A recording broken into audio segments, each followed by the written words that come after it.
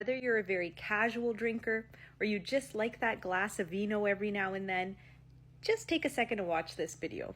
Okay, I'm going to start by reading a few pages out of this fiction novel that I recently read, and I feel like this excerpt does an amazing job at shining a light on female alcohol dependency. And so keep in mind that alcohol dependency is not like the depiction of the stereotypical alcoholic who has their head in the toilet and they don't have their ish together. No, it's a lot more subtle than that. So I'm just going to read you these few paragraphs and then we can chat afterwards about my thoughts about 10 reasons why sober living is possibly the way to go. Okay, so this is near the middle of this novel, and I'm just going to read you a little bit of it. How have the nightmares been? I asked, looking at him. Are you still having them? He was quiet for a long beat. Yes. They'll get better, I said. Eventually, he said, or so they say. I peered back at the billboard. My mom drank herself to death. I looked over at him. What? She died of cirrhosis of the liver. She was an alcoholic. I blinked at the side of his face. Chris, I breathed. I have never said those words to anyone outside of therapy, ever. I wrinkled my forehead. You haven't told Mike?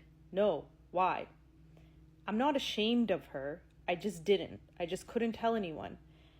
I understand it's a disease, and there were things out of her control. I'm ashamed of myself because I should have known. You didn't? No, I didn't. I watched him in silence. It didn't even feel like she drank a lot. She'd have a mimosa at breakfast, a cocktail with lunch, 2 or 3 glasses of wine with dinner. I mean, she was retired. She was with her friends. She was just enjoying life. Is that all it takes? I asked, surprised. Yeah. 5 drinks a day for 5 years. That's all it takes, especially for women. I had never in my entire life seen her drunk or even buzzed. I mean, now that I look back, it's probably because her tolerance was so high. She always liked her wine, but it was never an issue. She was a hospitalist, an incredibly functional person. His eyes were sad. Why didn't I see it? I should have known. I'm a pharmacist. I know about addiction. I know what dependency looks like. I even sent her wine for her birthday, he said, almost more to himself than to me. That haunts me now, like I shipped her an expensive poison as a present. I pivoted in my seat. Okay, first of all, you shouldn't feel guilty. You didn't know what was going on. She was a doctor, right? He nodded. You're telling me she didn't notice? She didn't know what could happen? There weren't points in her decline where she could have taken steps to save herself? There weren't doctors or friends who were with her a lot more than you were, who could have called her out on it, tried to intervene? There were, but... And then the other character says, I lost my voice screaming for my dad to change. I was never loud enough for him to hear me, and you probably wouldn't have been either. The reality is that people with addiction won't do what they have to do for anyone else. They have to do it for themselves. They have to hit rock bottom and decide to save their own lives. You didn't know, and it sounds like she didn't want you to know. It's not your fault. So the reason I share this is because it shows that the character, the woman with alcoholism, and I know they said 5 drinks a day for 5 years, that's not a rule of thumb. Like, a lot of people hear that and they're like, oh, I'm way less than that. But the reason I share this is because it's hard to refute that if you're having a substance that's going to increase liver enzymes, you're most likely going to get fatty liver, and that most likely and often does lead to liver cirrhosis, and that is the most painful way to go. We're all going to reach, hopefully, our twilight years, and I have seen, unfortunately, some of my closest loved ones in their last moments. And when it's painful because of the way that they have chosen to live their life, because of their lifestyle, whether it was because they were sedentary or because they were consuming too much, it is not the most pleasant way to go. So I'm sorry if this is really intense and fear-mongering-ish, but It grinds my gears when I see high-powered women with such a big voice in the community and they're championing alcoholism. They have their motivational posts and then they have their post cheersing their shots every Friday and Saturday, or their fancy flute in their hands, right? I'm not knocking anyone. I'm just saying I want to be a voice that is a voice in the other direction, just to shine a light on the dangers of this very normalized habit that is way too prevalent for men and women of all ages.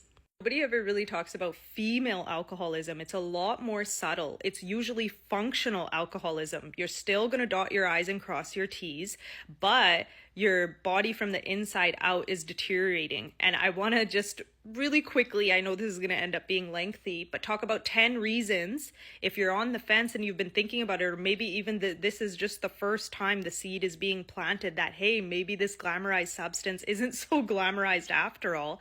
I want to talk about 10 reasons why you might consider a sober lifestyle. Reason number 1, when you have trauma, it's like gasoline on a fire. The alcohol is literally the gasoline and the trauma is that small flame of fire, and we've all got it. Our nervous system's already like it's in a car chase, right? Because of intergenerational trauma, lackluster parenting. Doesn't matter. There's no divide between lived experience and people who are educated and being a resource because they have the education or lived experience. More so, all of us come from the same collective. If you're South Asian, even if you're not, there's so many hardships and struggles intergenerationally that we all have that trauma suitcase that we're carrying. So when you factor all those things in, when you introduce alcohol into the equation, it's gonna mess with your immune system. It's gonna mess with your REM sleep, which is when your body's meant to be repairing. And it's going to impact all the systems in your body in a really negative way. So while it gives temporary relief, the damage that it's doing on a grand scale in the big picture is irrefutable. There's no way to kind of justify and say, oh, but it takes the edge off. It's actually good for you because it helps you relax. The pros do not outweigh the cons when it comes to the fact that if you have trauma, this is not a good substance for you to be using as a coping mechanism or for celebration purposes. Reason number 2, maybe you become sober because you want to finally close the gap between your values and your habits. So many of us preach pure living, healthy living, authenticity, changing generational patterns. We've seen our fathers abuse alcohol, but yet we have one foot in, one foot out when it comes to the substance. So maybe we can't have our cake and eat it too. I want to talk about something called cognitive dissonance. Cognitive dissonance is when we're trying to have our cake and eat it too. We're trying to straddle both sides of saying that we're healing and we're growth oriented and we're being adaptive, but then we're keeping this nasty substance in our life.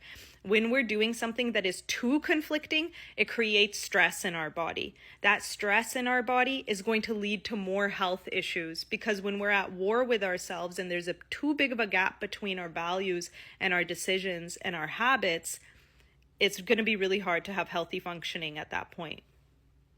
Number 3, because then we're finally fighting against the whole just adjust, bend yourself, find a way to cope with the stressors in your life, and instead we're choosing not to reopen wounds and we're figuring out healthier adaptive coping mechanisms we will actually regulate in a sustainable way.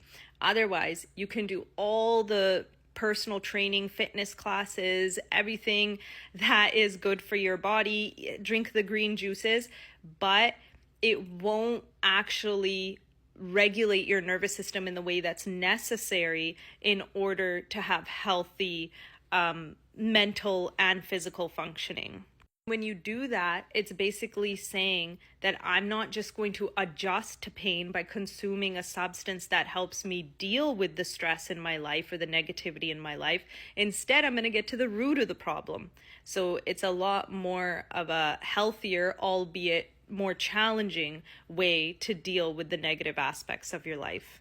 And number 4 to consider living an alcohol-free lifestyle is to get out of shell shock. So you know how I mentioned we all have trauma? Well, we can see the impacts of that trauma. There's way too much PCOS going on, autoimmune issues, hair loss, the list goes on, joint pain. A lot of us are aging super speed, and that's because we had to grow up way too quickly. So we already have the odds stacked against us in terms of how are we going to age and what are going to be the repercussions of being the children of immigrants. And when you add in that extra variable, it's just kind of tipping the scale for us to not really age very gracefully. So in order to have a standing fighting chance against all the post-traumatic stress of being children of immigrants, of dealing with a lot of the stuff that goes on in our community, like the alcohol abuse from our fathers, like the emotional neglect or abuse from our mothers, it's really necessary to give ourselves our best chance by not leaning on this, whether it's socially or otherwise. Reason number 5 is because, as we know, it's in more homes than not. Just because we're presenting it in a different font doesn't mean we're not doing the same thing our parents were doing. Now we're just adding a cheese board. So if we can really take a step back and assess that, okay, our parents were numbing in various ways, and maybe even the same way, just albeit less glamorously, we're still numbing. And so what we know is whatever we suppress, the body will one day express. So it really is important to take consideration and see, okay, I've ended some generational patterns from my parents to the next, but which ones am I still perpetuating and modeling for others as well? And number 6 is because it helps you to stop being the container. Stop being the people pleaser. Daughters are often the container of the home, and sons too, right? So we shoulder and we hold all the stress that our parents don't have the wherewithal to cope with, that's been projected and displaced onto us. And when we're consuming alcohol, it's only expanding that container so that we feel like we can hold even more, but it doesn't break the pattern of saying, hey, I'm not going to be the container anymore. So it's almost like a band-aid solution rather than solving the root core issue underneath. Reason number 7, self-love. If you truly love yourself, you won't kid yourself into saying that this is earned, this is my reward, this is something that I deserve. You deserve a smoothie or a tea or a nice walk around the block or a guided meditation or a therapy session or a run on the treadmill. I think we're kidding ourselves if we're saying that having a substance that has been 100% confirmed that it is bad for you in any amount is some sort of adaptive self-care or some proper form of showing your self-love. So most of our parents self-abandoned. So if we want to change that pattern, then self-love means also only consuming the things that show us that we actually love ourselves. Number 8, it helps you do the things that you actually need to do. It helps you reparent yourself. It helps you actually apply the tools and mechanisms that you might be learning in therapy. It helps you be more mindful of who you're letting into your life. It helps you create change. You'll be a lot more efficient in your follow through. It helps your attention span. So essentially, basically to enhance your efficiency levels for your healing journey and just for your practical everyday life ongoings as well. It also closes the gap between cherry picking religious tenets. Yes, I think you can be spiritual and religious without being baptized and without following the teachings to a T. But when, again, with the dissonance thing, when you're consuming a substance that is going to impair your decision making, your impulse control, your rational thought, and it's not a way to treat your body very well, then maybe there's some dissonance in the gap between being a religious person but then your actions are a little too big. So maybe just like cleansing your relationship with religion, with God, and with spirituality could be another reason as well. Last but not least, but to model the right thing to the impressionable eyes watching us. I'm pretty sure most parents would say that they wouldn't want their child to begin drinking at the age that they did, to ever hit any pockets of time where it was as frequent as it has been for them. and they wouldn't want it to be something that they use to numb themselves or to deal with stress. So they wouldn't want it to be a coping mechanism. And surely if they could choose, they would want their way to celebrate things to be something more adaptive and healthy, and to not have to find this song and dance of how do we avoid hangovers, how do we make sure we stay within our tolerance levels, how do we make sure our tolerance doesn't grow. So essentially, I think for the reason of modeling the right behavior for future generations. So guys, that's my spiel about alcoholism and sobriety. I lived many years being on the fence about this topic because, like many others, I enjoyed the taste of wine. But when it all came down to it, I didn't like the feeling of not walking the walk. I didn't like that nagging little voice in the corner of my mind that I knew I wasn't living in full accordance to what I was talking about in sessions, to what I would talk about in videos, and I didn't like feeling like a hypocrite.